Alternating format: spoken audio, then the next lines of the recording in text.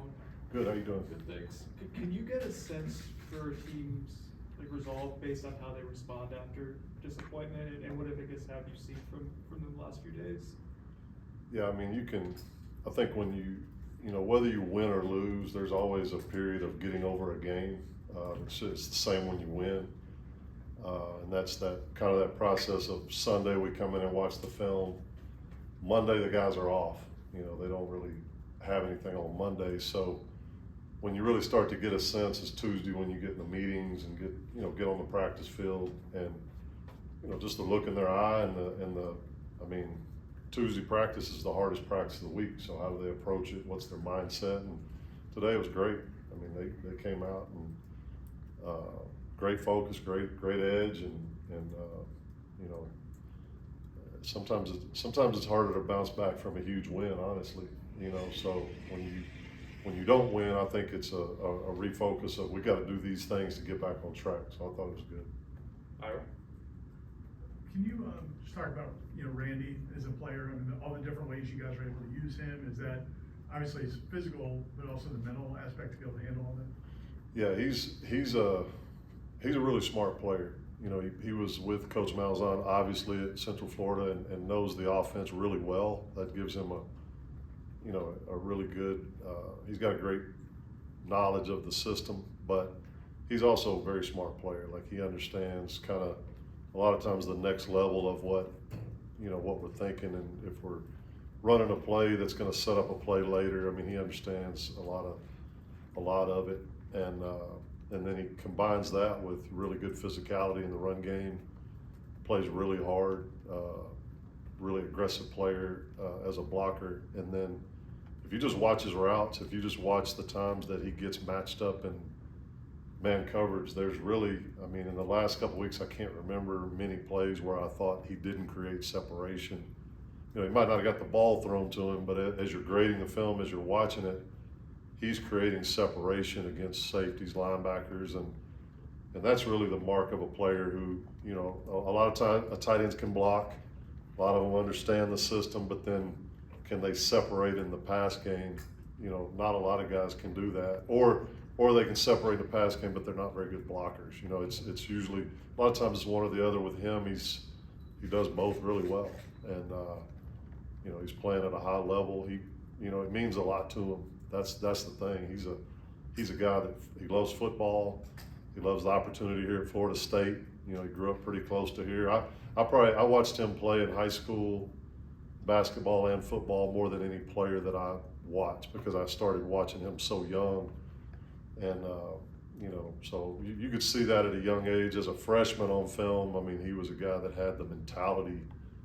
But his lack of size, you didn't know exactly how that would translate to this level, because he's not, he doesn't have those measurables that, those high-end measurables. But, weight-wise, he's 237 or 8. He's fine. He's just not a, super tall guy. But he brings an edge and a grit that makes other people better. That's what I appreciate about him. Brendan? Following up on that, you mentioned him as a blocker and receiver, but even the uniqueness of throw for a touchdown, run for a touchdown, line him up all over the place. I guess one, how unique is that? And then your responsibility, duty as a coach to try to find different ways week to week to utilize that.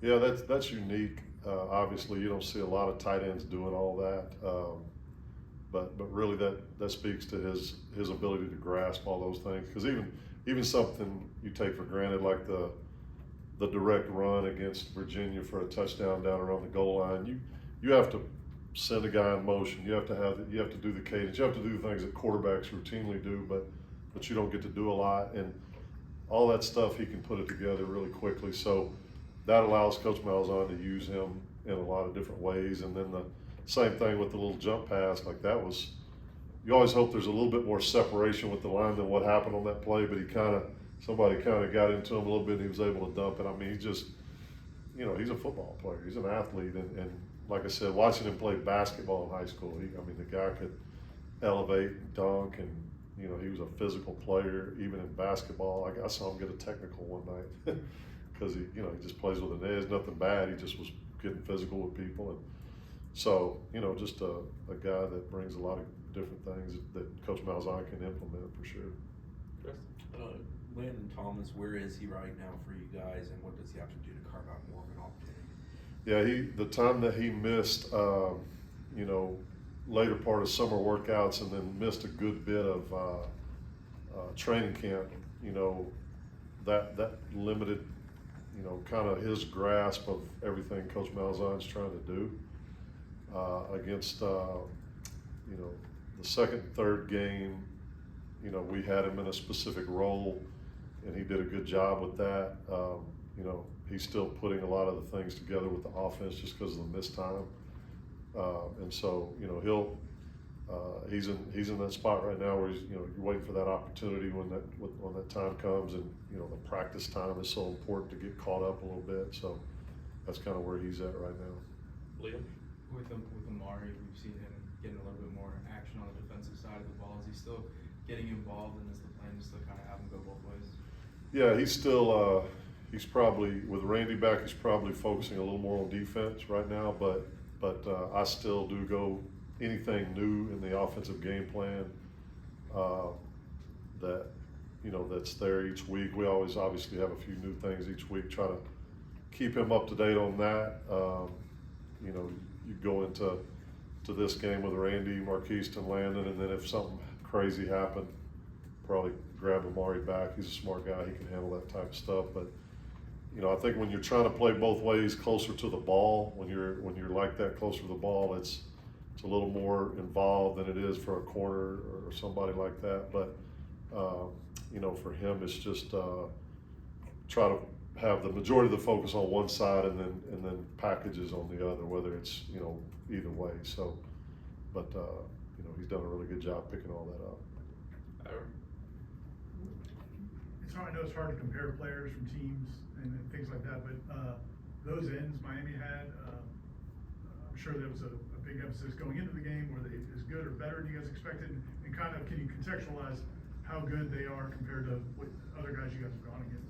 Yeah, they're what I thought they were, and I've got a unique perspective because of coaching offensive line for a long time. I've gone against Myles Garrett, Bosa at Ohio State. When we played Ohio State one year, Bosa was on one side and Chase Young was on the other. Guys like that. And so I think those guys are in that, those are very active, physical players with, I think the unique thing about both those guys is I think they're in that 260 range, maybe even 270, but they've got movements like a 245, 250 guy, and so that creates problems. This guy can up and under me. He's got this kind of movement here, but he's also got a little more power than the average guy. Those are the ones that create big problems. And we knew going in what they were, and they did a great job in the game and affected the game, and that's what they've been doing all year. Brendan? Going back on Amaree, for you just to see him get on the field and like he got a sack against a couple of weeks ago and productive this past week, and even if it's not on your side of the ball, just knowing him, the work he's put in, I guess, what has that meant to you to kind of see him? It's awesome. Like I got to, a lot of times I'm with the guys on offense on the bench talking through stuff, but I saw him get a pressure and either hit the quarterback or I couldn't see exactly what happened, but for him, like the work ethic, the talent that he has, but then the character of the person, you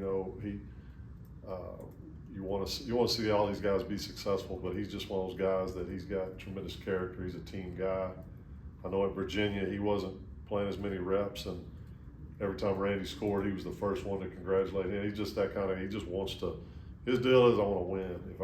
Whether it's offense, defense. So when you see him have success, whatever it is, it's a great thing to see that. Great kid. Corey? What does Pitt do well defensively and not giving away game plan, honestly, but how do you go about attacking a team that seems that aggressive? Yeah, Coach Narduzzi is that's been his whole life basically as a coach is figuring out ways to cause problems for an offense, and so that shows up on tape. I work for Gary Patterson, at TCU, and those guys that make they're head coaches, but they made their living on defense. They're tough. Their teams play tough. schematically, you know, they do things that give you problems. You know, he's done it for so long, and we've gone against him 2 times since I've been here, and you know, I think the first time they beat us, the second time we beat them, but it was, you know, off from an offensive perspective, it's gonna, you know, you gotta do everything just right.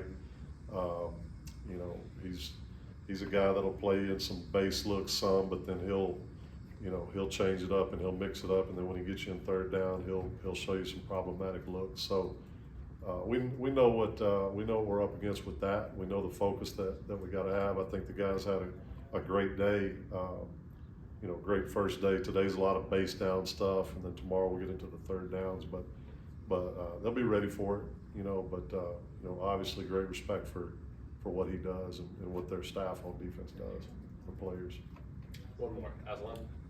Are there backers like similar to what you were talking about, the defensive ends from last week, where they've got the strength and the speed to kind of keep up with route running and also filling gaps for the run defense? Yeah, they are. I mean, their linebacking core, really good in coverage, really physical, play downhill.